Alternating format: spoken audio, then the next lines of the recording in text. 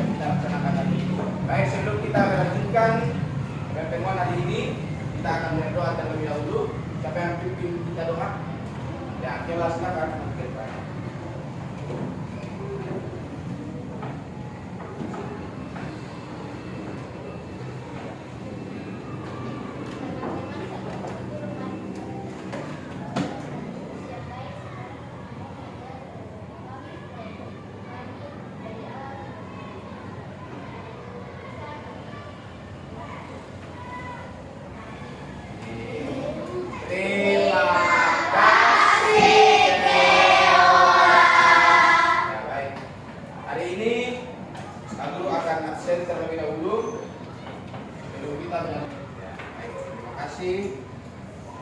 Anak-anak, hari ini kita akan belajar satu topik yang baru, berpikir komputasional sebagai dasar coding untuk kecerdasan artifisial.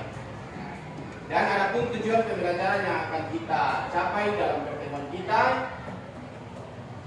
Yang pertama, peserta didik memahami konsep berpikir komputasional. Itu tujuan pertama kita.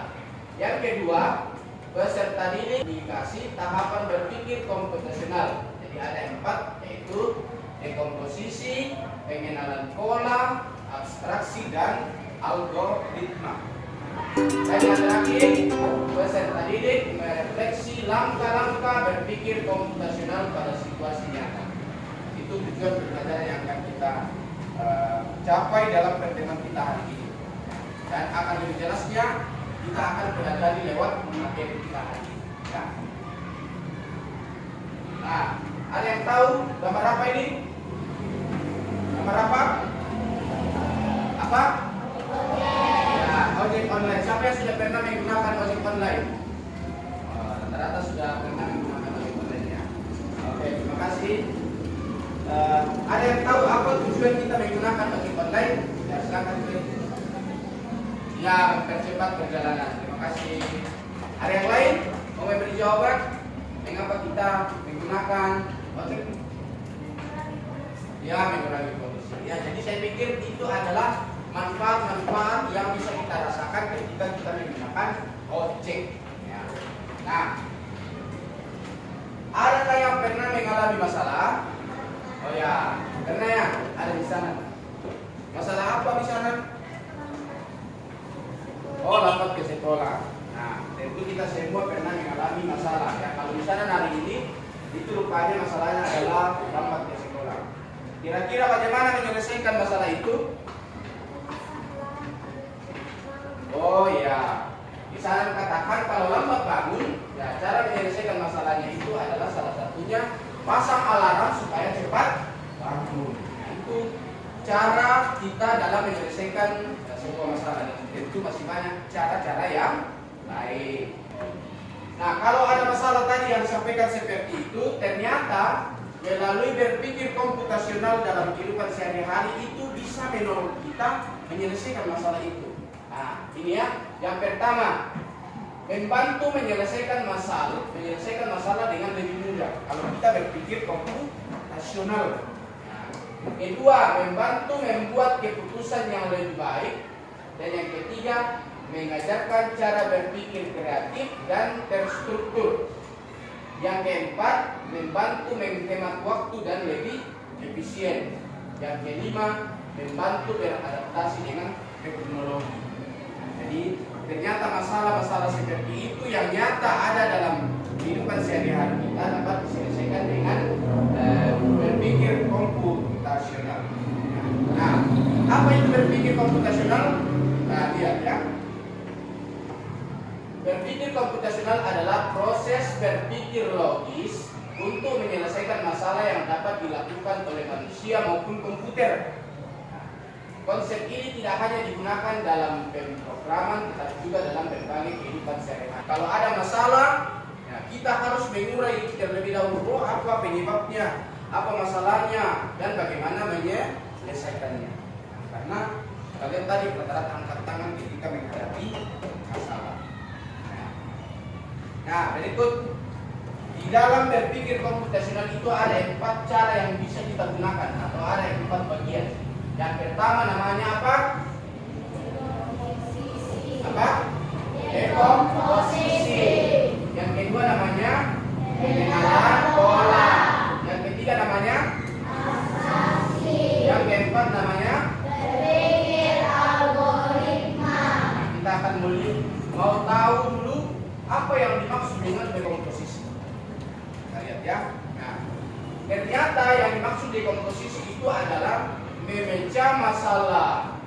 kompleks atau besar menjadi bagian-bagian yang lebih kecil dan lebih mudah dikelola atau bisa dipahami. Contoh tadi teman kita itu masalahnya apa? Lambat bangun. Nah, jadi dengan berpikir dekomposisi supaya tidak lambat bangun, maka ya, kita akan memecah masalah-masalah itu menjadi bagian yang lebih kecil dan menemukan solusinya. Contoh, nah, orang yang buat kue, siapa yang suka buat kue? Pernah ya buat kue? Nah, ternyata kalau kita mau mengatakan bisa tidak bisa bikin kue, nah, kita berpikir dekomposisi.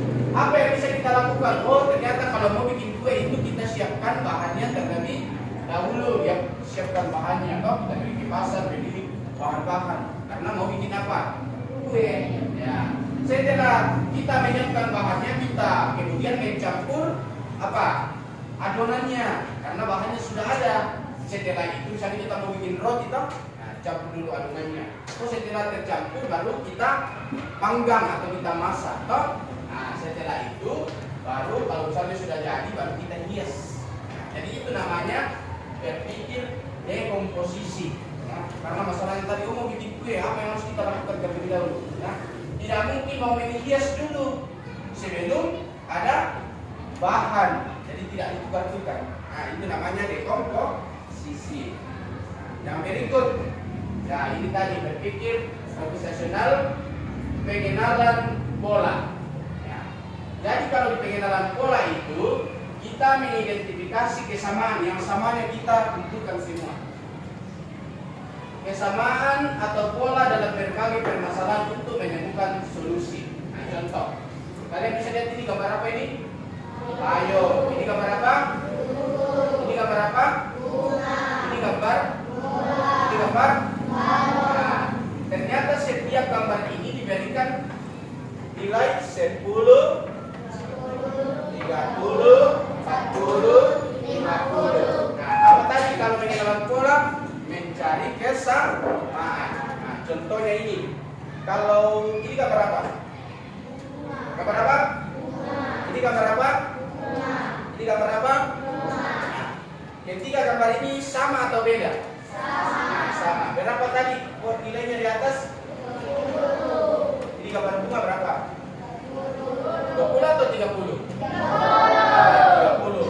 Berarti karena dia sama semua nilainya 30 tambah 30 tambah 30. Berarti semua sama. Ya. Kalau kita masukkan payung di sini sama tidak? Tidak. Berarti itu bukan polanya dia. Berarti jumlahnya ini berapa? 30. Ya, 10 karena 30 tambah 30 tambah 30. Ya, itu namanya pengenalan pola. Yang ketiga, abstraksi. Ya. Abstraksi adalah menyaring informasi yang tidak relevan dan hanya mengambil bagian yang penting untuk menyelesaikan masalah. Nah, jadi informasi yang penting saja yang kita pikirkan, yang tidak penting diabaikan, tidak usah dipikirkan. Ya. Contoh ini, ya. Gambar apa tadi di ini? Payung dengan balon. Ya. Berapa tadi nilainya itu? 10 dan 50. Nah, abstraksi itu mengajarkan kita saring informasi yang penting-penting saja, yang tidak penting tidak usah dipikirkan. Nah, contohnya di sini. Cukup kita tahu nilainya tadi 10 dan 50. Abaikan bentuknya. Kalau bentuknya ini tidak usah dipikirkan. Oh, balon itu bulat begini. Tidak penting gitu. Payung ternyata modelnya seperti ini. Tidak penting itu karena informasinya tidak penting untuk kita ketahui. Yang kita butuhkan apa yang tadi? Nilainya 10 dan 50. Itu namanya abstraksi. Jangan berfokus pada informasi yang tidak penting. Dan yang terakhir, berpikir algoritmik atau berpikir algoritma. Berpikir algoritma yaitu menyusun langkah-langkah atau instruksi ataupun prosedur yang sistematis untuk menyelesaikan suatu masalah tertentu. Nah, contohnya ini, resep membuat kue, cara menghidupkan kipas angin. Nah, kalau cara menghidupkan kipas angin bagaimana? Colok terlebih dahulu, setelah itu dinyalakan, kemudian diputar. Ya, mau kecepatan berapa ya? Itu namanya berpikir algoritma. Jadi ada langkah-langkah yang kita lakukan. Tidak mungkin sudah mau diputar kecepatannya sementara belum dicolok ke listrik. Nah, itu namanya ada langkah-langkah yang harus kita lakukan. Jadi ada 4 tadi ya. Yang pertama apa? Dekomposisi. Yang kedua apa? Pengenalan pola. Yang ketiga abstraksi. Yang keempat berpikir algoritma. Nah, itulah yang kita gunakan dalam kehidupan sehari-hari untuk menolong kita menyelesaikan sebuah masalah. Nah, mengapa berpikir komputasional itu penting? Nah, ini supaya meningkatkan kemampuan memecahkan masalah. Yang kedua, mendorong pola pikir yang logis atau masuk akal dan analitis. Ya. Jadi itu penting supaya kita bisa mengetahui kalau memecahkan sebuah masalah itu dianalisa. Yang ketiga, membentuk kreativitas dan inovasi. Kemudian memperkuat kemampuan berpikir kritis dan persiapan menghadapi dunia kerja digital. Wah, nanti kalau kamu sudah bekerja pasti akan berhadapan lagi dengan komputer digital karena sekarang serba teknologi. Maka kita belajar pelajaran ini karena itu yang akan kamu hadapi ke depan. Ya, karena kita sudah ada di dalam dunia teknologi. Jadi berpikir komputasional itu melatih otak kita agar tetap dapat berpikir secara logis atau masuk akal dan sistematis sehingga mampu menyelesaikan masalah lainnya yang berhubungan dengan kehidupan sehari-hari. Sudah bisa dipahami itu? Nah, jadi secara teratur. Nah, untuk lebih jelasnya kita akan mengerjakan sebuah studi kasus tentang materi yang Pak Guru sudah sampaikan tadi. Dan kita akan kerjakan secara refleks. Ya. Kelompok 1 ini, kelompok 2, kelompok 3, kelompok 4. Oke? Sini sudah ada studi kasus. Silakan dikerjakan secara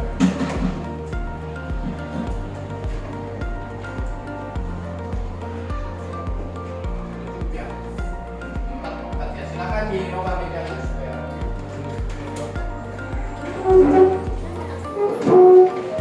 jadi sambungan bedanya. Kita perhatikan yang ada di depan juga bisa ya. Lia kelas 5 SD media cerdas. Lia anaknya cerdas dan rajin. Lia selalu datang ke sekolah tepat waktu. Lia ke sekolah naik ojek online. Arah sekolah Lia berbeda dengan tempat kerja ibunya. Ibu biasanya mengorderkan ojek online untuk Lia. Hari ini ibu berangkat lebih awal dari Lia. Nah, sebelum itu ibu mengajari Lia cara mengorder ojek online. Nah, ternyata ada 3 rute menuju ke sekolah Lia. Nah, setiap rute itu jarak tempuhnya berbeda. Rute A berjarak 2 km dan ditempuh dengan waktu 30 menit.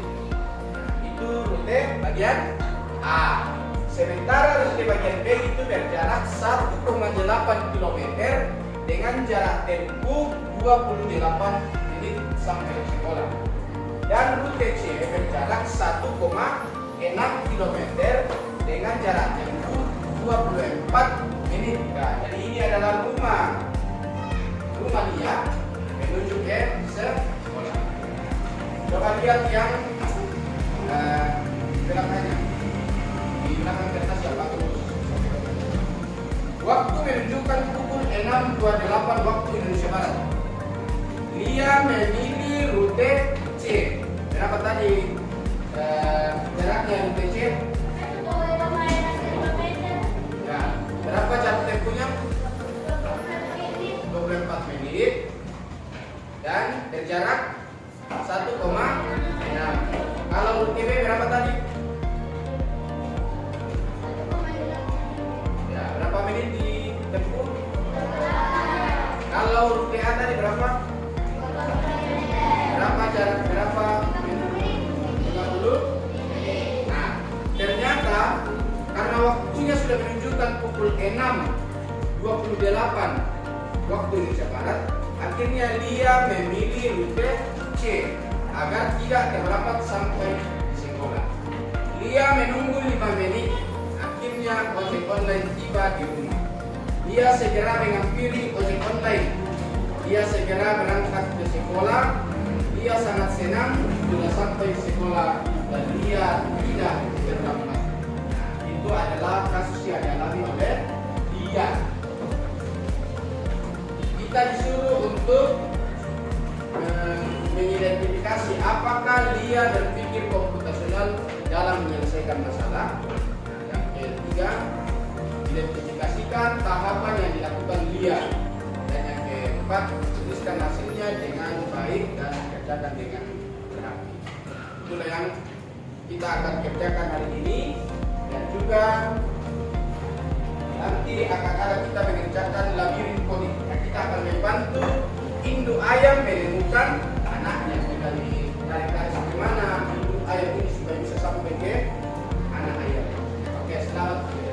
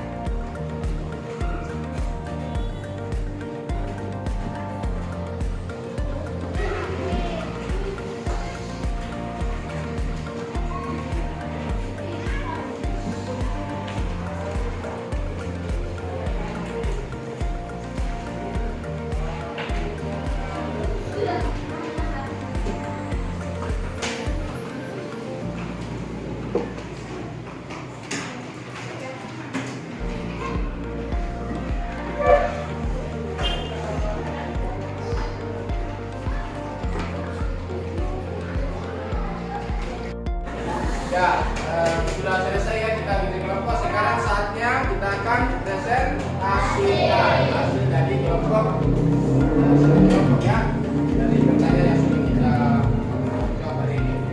Baik, kita akan mulai dari pertanyaan nomor 1 yang akan dijawab oleh kelompok 2. Oke, silakan.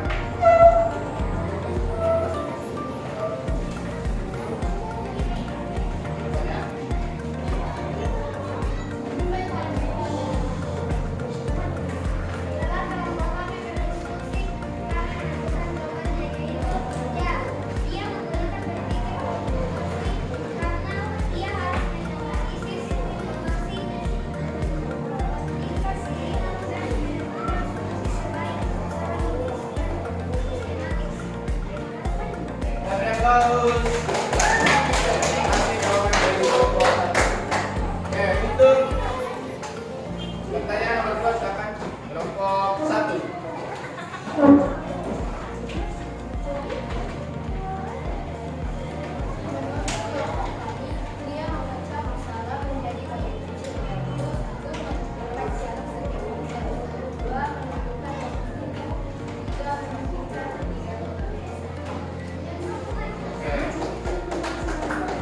Masih ada satu itu dari tahapan dekomposisi.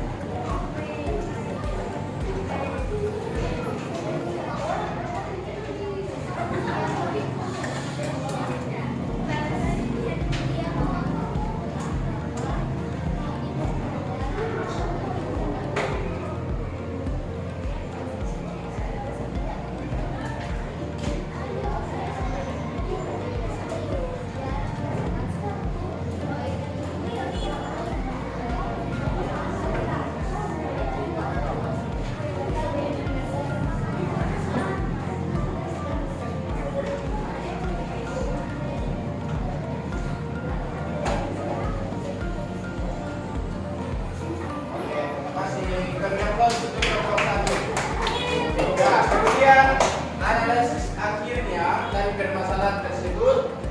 Ya, silakan kelompok 3.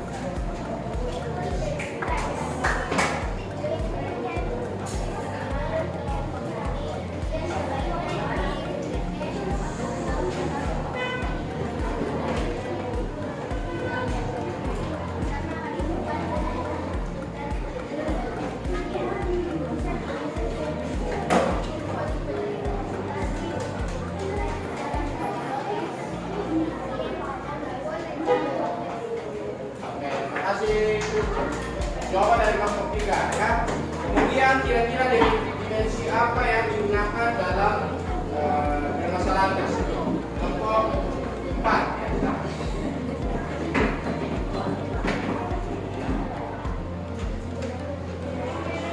Penerapan kritis memiliki rute terbaik berdasarkan analisasi data. Mandiri mengambil keputusan sendiri gotong royong bisa diterapkan jika berdiskusi dengan Ya, jadi itu dimensi yang muncul dalam